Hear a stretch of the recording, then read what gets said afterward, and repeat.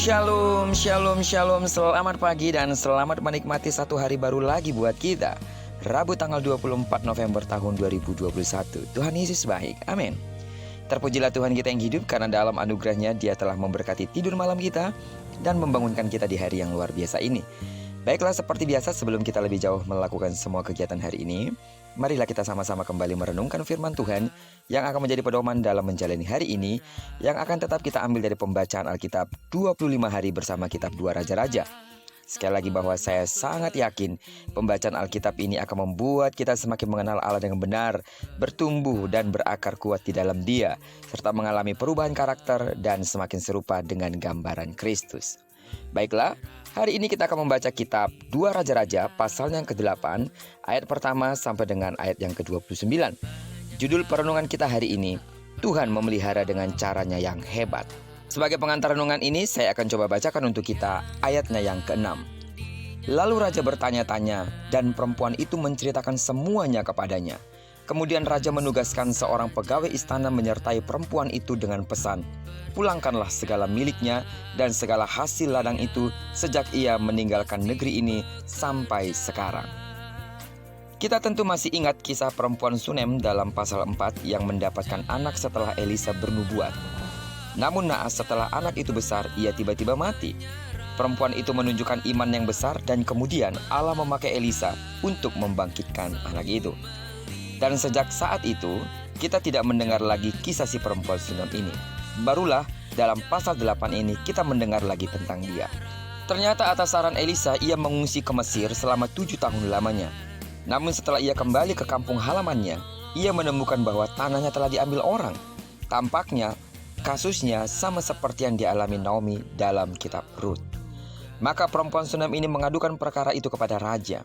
Pada saat itu, raja sedang bercakap-cakap dengan Gehazi, hamba Elisa, mengenai segala mujizat yang telah dilakukan oleh Elisa. Maka perempuan itu menjadi bukti dari apa yang telah dibicarakan oleh Gehazi sendiri. Raja pun mengajak perempuan itu berbicara, dan dengan demikian ia diyakinkan. Tampaknya raja berpendapat bahwa jika Allah saja berkarya secara ajaib bagi perempuan Sunem itu, bagaimana mungkin ia menolak permintaan perempuan itu? Yoram memang raja yang jahat, tetapi ia dipakai Tuhan untuk memperhatikan apa yang diperlukan perempuan Sunem itu.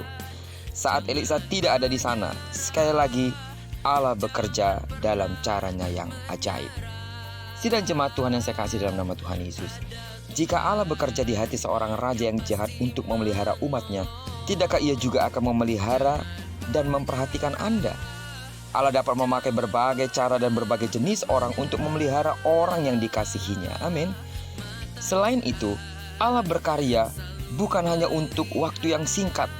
Perhatikan bahwa sejak si perempuan Sunem belum memiliki anak sampai masa 7 tahun setelah itu pun, Allah tetap menunjukkan pemeliharaannya. Jadi ingatlah bahwa apa yang Allah telah mulai, niscaya Ia akan terus selesaikan. Amin. Karena itu percayalah dan percayakanlah segala permasalahan Anda ke dalam tangan Tuhan yang berkuasa. Dalam waktunya yang terbaik, Ia akan menyelesaikan segala sesuatunya, dan Dia tidak akan pernah terlambat dalam menolong kita.